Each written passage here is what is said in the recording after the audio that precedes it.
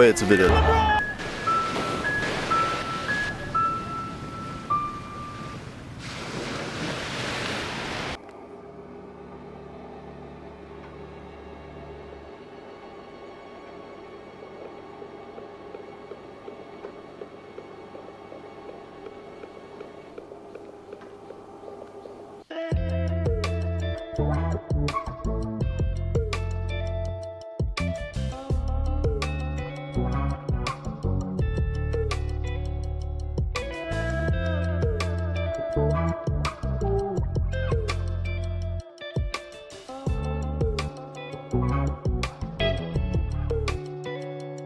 Entrepreneurship journey kind of started quite young. I was about 18 or 19. And I remember like after my freshman year of college, I knew this wasn't going to be the route for me. I had gone through a year. I felt that my route was going to be doing my own thing, and really I needed to figure out how to get there. And so my idea was to join a 3-month coding bootcamp, learn how to code, and then build a software product. Big dreams, big dreams. And so I actually did drop out, but I didn't end up doing the coding bootcamp because I found out about the agency model. And finding out about that really changed everything, because although I'm not in an agency model now, it taught me to acquire a skill in order to kind of scale my worth. And that skill was, at the time, Facebook ads. And so I started working with these brands to run their Facebook ads and was doing quite well. And I just hated the fact that I had to liaison with these clients and I had to work with the agency. And so I was kind of like two people's slave, if you will, telling them what I would like them to do and having them say, hey, you have no say here, you're gonna do what we tell you.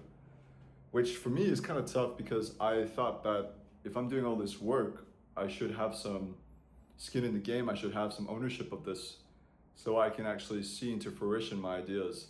And so what I did is I left that, and as a sophomore, junior in college, I started a health and wellness brand.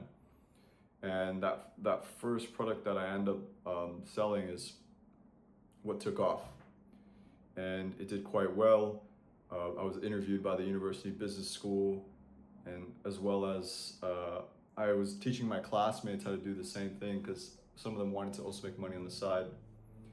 And then COVID happened. My goal was to kind of scale that brand, but what ended up happening was I was just so bad at business. And I want to mention this because I think a lot of people think, oh, you're just good from the start and you get better and better. It's like, nah, I was horrible. I remember I spent a full day answering like 100 emails.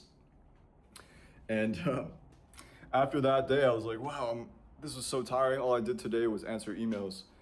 How am I ever going to scale this brand? And then I realized, hey, you could just hire someone to do this. And so that's what I did. But anyways, sold that off. And then during COVID, my goal was to move to Bali. So I ended up starting a furniture business. And that furniture business was really where I had learned so much prior. I'd gone through so much with that first brand. And I said, look, like I'm much more experienced now. And of course that showed, because during that period where I ran that furniture brand, I scaled that up quite hard. And I was able to run it like a legitimate business with systems in place. I really just went all in because it was during COVID as well. And I could study so much. I had all this free time to really go into my craft. It's kind of where like the artisan in me came out, because I said, look, I'm gonna be in this world of entrepreneurship for the rest of my life, and I wanna be a great entrepreneur, one of the greatest, and be able to kind of give back to the people around me and also contribute to society in some way.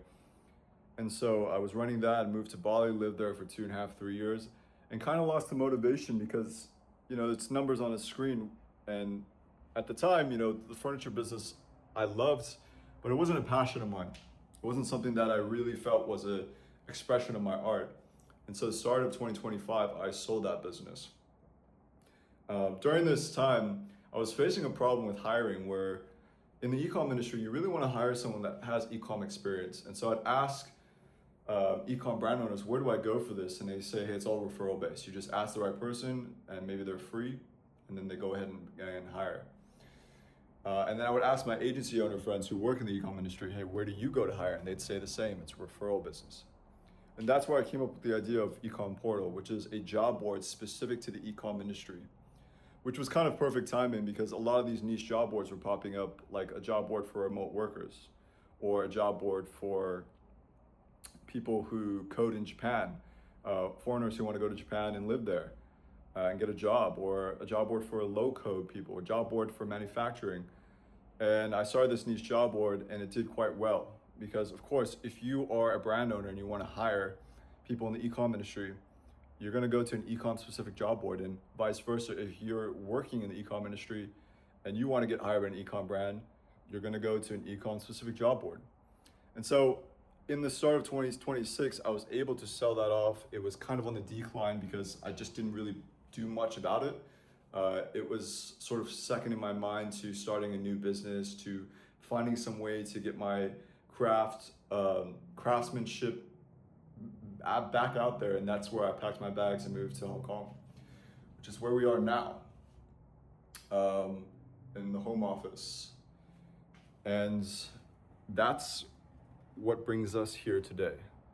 I feel like I've learned so much in these last 8 years, and I've just been able to hone in on the craft so well. And I've obviously got a long way to go, but I wanted to start this channel and share the good and the bad, but mostly the advice that I would give to anyone watching these videos, and the things that I go through and the way I think about business. Because my philosophy is not like others. I'm not here to scale to the moon. I'm here to create art. I'm here to create products people love. It's more of like a Japanese philosophy of running brands. I think in Japan, they don't really optimize for just high scale. You know, I remember going to a bakery shop and I asked them what time do they close? And they said to me, we close when we run out of bread. And so they're not trying to just get high profits. They're just trying to sell good bread, sell good product, and then bounce, enjoy their day. And so that's kind of my philosophy as well. So with that, I'm gonna go on a hike now. It's part of what I do in my weekly routine here, and I'll explain my thought process as well. And I'll see you guys there.